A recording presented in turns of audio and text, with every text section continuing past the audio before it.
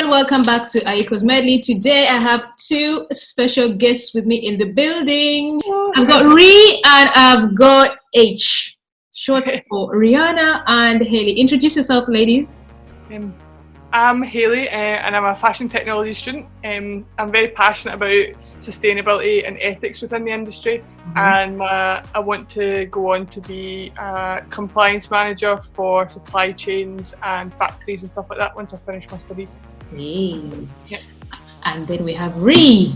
Hi, I'm Rhianna. I'm a fashion design student. I'm really passionate about sustainability in fashion and supporting slow fashion brands. I really want to spread awareness about how bad the fast fashion industry is, and maybe do this through social media or maybe my own brand or yeah. Fabulous.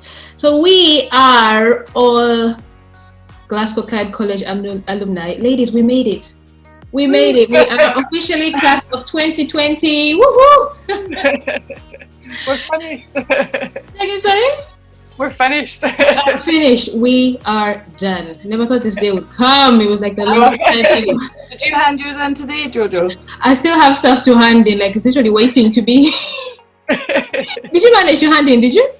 This morning, yes. Okay, so I don't feel so bad anymore because I'm like, no. It's the last minute. So anyway, last year, ladies, we went to Vogue. Vogue came to Glasgow, and they hosted us at their sustainability event, and they're talking about how small brands can incorporate sustainable methods. They brought down a few brands that are Berlin-based. Yeah. That are sort of working with sustainable chains, trying to produce sustainably and trying to encourage us to do the same. What did you guys think of that event? I really enjoyed it. I like the fact that one of their main messages was about how a brand doesn't need to be massive. Like your brand, if you start a brand, it doesn't need to be like all over the world. Yeah. Like say you started a brand, Jojo, it doesn't need to be in the whole of the UK. It could be Scotland, and that's what makes it sustainable because it's not mass produced and it's not for everybody. It's like, I thought that was really interesting because I never thought about that before. I always thought if you have a brand, you want it to be big. You want it to be if it is sustainable. That's true. What about you, Hayley? What did you think about the event? Yeah, I agree. Like in terms of what's happening now with coronavirus and stuff, like localization of the industry is going to be really important in the future. I think people are starting to realise that production worldwide, globally, it doesn't work. And if you really want to see where your supply chain goes from start to finish, then you're better bringing it back to where you're based, and then you can have more control over it and you can see the sustainable practices and implement them throughout. So yeah, I agree with that. And in terms of the actual event, I thought it was really good. You got to see things from like Adidas and Swarovski and stuff as well. And just seeing how like even like big names like that, they are kind of trying to make efforts to reduce their carbon footprint and stuff like that. So, and that was so inspiring. The fact that they've been in the sustainability game for like forever. Swarovski, I was quite surprised. Like since we've never thought. So cool. So yeah, Swarovski over diamonds, people. Diamonds are forever. Let's backtrack then, you guys. Talking about sustainability, let's try and define it. I think right now it's just up in the ether for everyone. Everyone thinks it's just this distant thing. And one of the things that happened to me when I went back to study fashion in college last year was the fact that sustainability became a thing for me. That's when I became sustainability. Yeah, that was one of our first projects. Yes, it drove me crazy, I have to tell you. But looking back, I'm like, so good on the college for making us think about this because it's actually a thing. So how would you guys define sustainability? Like, what does it mean to you? Why are you so passionate about this thing? Sustainability. I think for me it's because it's happening right now. Like it's constantly every single day. Like if you're not aware of it, like where are you? Like you know what I mean? And I feel like it's because no matter how much you tell people, they'll shut it off and they'll just, because they don't want to be told, like they want to just put it to the back of their mind and go and buy their stuff in H&M or whatever. that's why I'm so passionate about it, because people need to be told every single day. They need to be shown that, or else they're just going to forget about it and like pretend it's not there. Yeah. And you, Hayley? I think like a lot of the time when people think of sustainability, they think about the environment, and obviously that is a huge factor in it, but then you've also got to consider the kind of ethical human rights side of it as well. I think a lot of people, because it's not happening in their country, they find it very easy to kind of put that to the back of their mind. But everyone needs to remember that literally every garment that you buy has been touched by human hands. Like, you need to, like, you shouldn't be able to buy a t-shirt for £5. Like, if it sounds too good to be true, then it probably is, you know. I think that's what I'm most passionate about, is like trying to make sure that people are compensated fairly for the amount of work that goes into making a garment is so much, and I don't think people realise how hard it is to do that, you know. So that's true. When it came on my radar, I have to admit that I didn't realise it's more than just trees. Like and water bodies involved. There's labor, like you said, involved. There's things like water stress involved. There's things like I read about it. I think when it came to the forefront, I began seeing so much about it because I then watched this BBC documentary that Stacey Dooley did. Have you guys seen that one? I didn't manage to catch that one, but I've heard lots of good things about it. Yeah. So bad. A river in Indonesia where the locals used to rely on the river for water, for bathing, for cooking. Now they have to go out and buy water to bathe their babies. Yeah. Factories are polluting the water. There's just so much chemical in it, and I thought this is not right. And then when you think about the fact that people there was a statistic about farmers committing suicide and stuff like that, just conditions that we're creating as a fashion industry. It's just heartbreaking. On a people level, it's so bad. On an animal level, like as a Christian, we're supposed to be put here to be custodians, and I feel like we're failing. Yeah, we are failing. It's just the thing that people don't know about it. Even though there's all these documentaries and stuff, they don't want to watch them. Yeah. They don't want to know, because they still want to buy their nice clothes. It's like people in like 9 out of 10 workers in Bangladesh, they can't even afford food with the wages they're getting paid. Like, it's crazy. You know what really hit home? It was when we started college and we started making stuff like, what did we start making? Dodo, like dresses and stuff, and how hard it was to make stuff, and how time consuming it was. Yeah. And people get paid like 50 cents a day, even, or it's crazy. I think part of the reason, like, it's because it's maybe traditionally considered women's work. Mm-hmm. So like that's another consideration right there.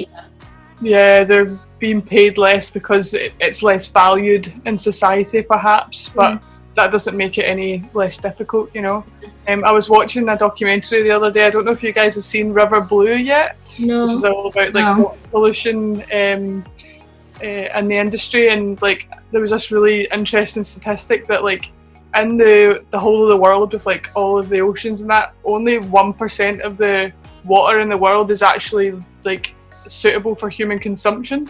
Because the rest of it is like salt water and stuff like that. Like, you can't make salt water drinkable. So like 1% for how many people there are in the world, that's not very many. And you have all of these factories polluting the water from the chemicals and dyes when they're making things like jeans and stuff like that. River Blue is very good at documentary if you want to learn a little bit more about that kind of side of things. It's just the amount that fast fashion brands produce, like a year. It's something like 18 seasons. Yeah. Like when you think about fashion seasons, you have what, spring, summer, autumn and winter. Yeah. 18 in a fast fashion like industry. I know, and no one's questioning. Did you see that Gucci are moving to like a kind of seasonless? I've seen that. And stuff twice a year. Twice a year? Yeah. So hopefully more, if a big brand like I'll just buy Gucci, guys. But this is the thing, you guys. That's the thing. The only thing that I didn't like about the Vogue event was that we haven't talked about price point. Yeah, it's very inaccessible. Yeah, it's very inaccessible until. How much do my blazers cost from charity shops? I know, that's true. That is, but if you think about it, Rhianna, we're gonna get into that. If you think about it, Rhianna, can the charity shop sustain the entire UK population? No. No. And then the fact that there's things like intimates, all your underwear, Yeah. you know, there's that kind of stuff. There's stuff for like babies that are growing. Yeah. Until we come to the point where things are affordable for the middle class downwards, or like, you know, just the biggest population, the economic affordability of the biggest population, then it's just to stay there. Because think about it, some people go to primary because that's all they can afford. You know, the primary will always have a market despite anything, you know. And then there's brands like Zara that are like the affordable, stylish side of things. So people always shop at Zara because, well, the affordable quality. You know? I think the thing is we just need to like change our attitudes to it. Like, it's not everybody needs to be perfect in their efforts to be sustainable. It takes just lots of people doing it imperfectly. I think the attitude that needs to change is like going to Primark and spending £150 just so you can get a haul to wear something like once a month, you know, like it's like little things that everyone can do. Yes. Yeah. Like if you like, fair enough, if you just stop constantly. Like I know people that buy outfits weekly for nights out. Obviously not at the moment, but you know, if you stop that and if you go to shops for things that you really, really need, like maybe like a new pair of jeans or underwear or it's just I don't know. So just like about that. before you buy something, kind of stop and think, do I have something like this already? Already. You know, like, Okay, let's talk about that a bit more, girls. What things do you do as sustainability ambassadors? What things do you do on a daily basis, like to help someone join the journey? What everyday things do you do that, you know, help you be sustainable, that help the environment, that help, you know, the next person that's, you know, in this supply chain? What do you do that can help someone think, okay, if I do this, this is ethically conscious, this is me doing my bit? take care of their clothes. Like, don't, like, I used to do it. Like, I used to do it all the time, just constantly wear clothes, wash them right away, even though they didn't need washed. Like trainers and stuff I'd wear out and think it's fine. They were 20 quid, I can buy another pair. Like, just take care of your clothes. Like fast fashion clothes, they don't last long. Like, they don't, because they're cheap and they're not made to last long. They're made so that they will break or like the colour will get lost in them or whatever. So like, just as best you can, take care of your clothes. It will like prolong your wardrobe. Okay, so take care of your clothes. What else? You buy in a charity shop, Rhianna, all these cool blazers that you have. I don't like normal shopping anymore. I like, can hands up say I hate shopping in normal shops. Okay. It's boring. It is boring. It's all the same. It's all the same. And you buy Racks something, and racks. it's going to be the exact same as like what you've got on or the next person. That's true. So why? Like, I just don't. I find it so exciting going into a charity shop and like, it's smelly, but you can get your clothes dry cleaned. Like, she just said smelly. I don't like the smell of charity shows, but it's so exciting. I just love going. I always come into you and be like, oh, look what I found. I know, the cool. Every time I ask you, where is this blazer from? Charity shop. So I'm literally inspired to go and do some hunting, honestly. Yeah, it's one of, because I don't see it anywhere else. Like, it's always one of pieces. And you can find some amazing stuff. Like, the amount of designer jackets that I have in charity shops. What about you, Hales? Yeah, I totally agree. Like, if you buy used clothes over new clothes, you can reduce your carbon footprint by up to 60 to 70%. Whoa! Yeah, I know that's a lot. A lot! Yeah, and like, you don't even like necessarily need to go to charity shops. You can go on like things like eBay. Like, I think eBay is amazing. Depop's really good.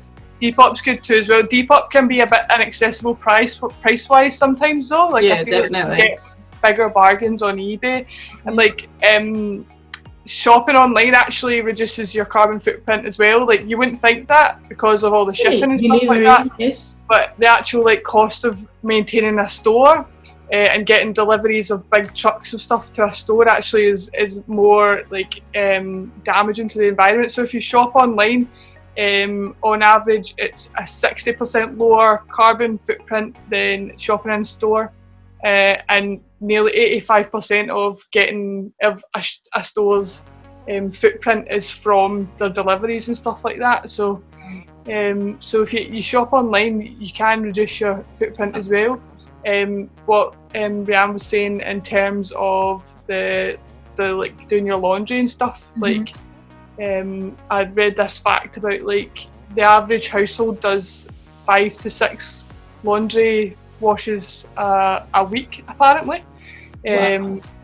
And if you wash less, it'll kind of make your clothes last a bit longer. You don't need to wash something straight away, do you know what I mean? Especially if you start buying things that are made of cotton or wool, like they're resistant to getting kind of smelly. It's when you're buying polyester and stuff like that, it's when it starts to kind of picks up smells a little bit more. I know about it, Hayley. That's pretty cool. Yeah. But then the thing about it is also cotton is also dangerous. Yeah, it's like a lot of cotton as well is full of toxic chemicals. And stress. It creates water stress. Apparently, it takes a lot of water to farm cotton, and they're clearing land to farm more cotton and all these kind of things. But then I suppose if you're making your cotton last longer, then you don't have to buy more cotton, and then it sort of works its way down. Biodegradable as well, you know. That's true. Biodegradable, yeah. Yeah, but if you like even things like hemp has like bad connotations, but you can actually make hemp really nice and soft. And then you've got things like linen, which comes from flaxseed, which is also biodegradable. You can put wool back into the ground and it'll biodegrade too as well. And then you've got new fabrics that be made like tencel and stuff like that, which is a man-made fabric, but it's made from wood chip, and you can that's cool. Sustainable as well. And then you've got things like recycled plastic, which obviously is still made from plastic, but it's reducing waste. So I don't know. To see how some things work out. Recycled plastic, like every person. Yeah. Is my mom and sister going to buy recycled plastic? Yeah, and if they're already buying polyester, then why not make it recycled? You know. So yeah. Okay. So we're saying treat your clothes well, buy less, wash less. Go to a charity shop, it's fun. Go to charity shop and do a fun hunt. What else was on that list, Hayley? Shop online. Shop online. Think about the fabrics that you're buying as well. Okay. What about clothing swaps? Have you thought of these clothing swaps? Like we just start swapping clothing instead of like selling it or giving it to charity. That's a great way.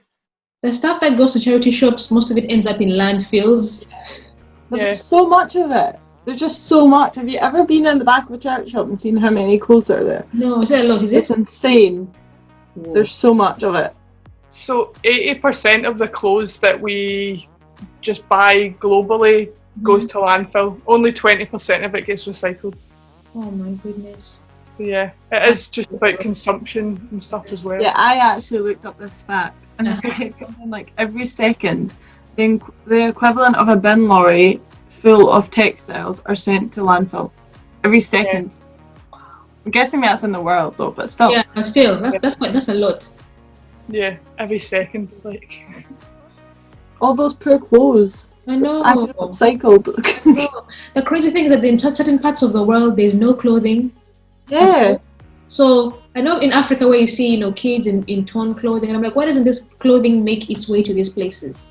Mm-hmm. That's a bit of an enigma to me, worth finding out honestly. There's something wrong with the system. There really is. There really is. Is. So let's talk about fast fashion and how we are feeding this machine.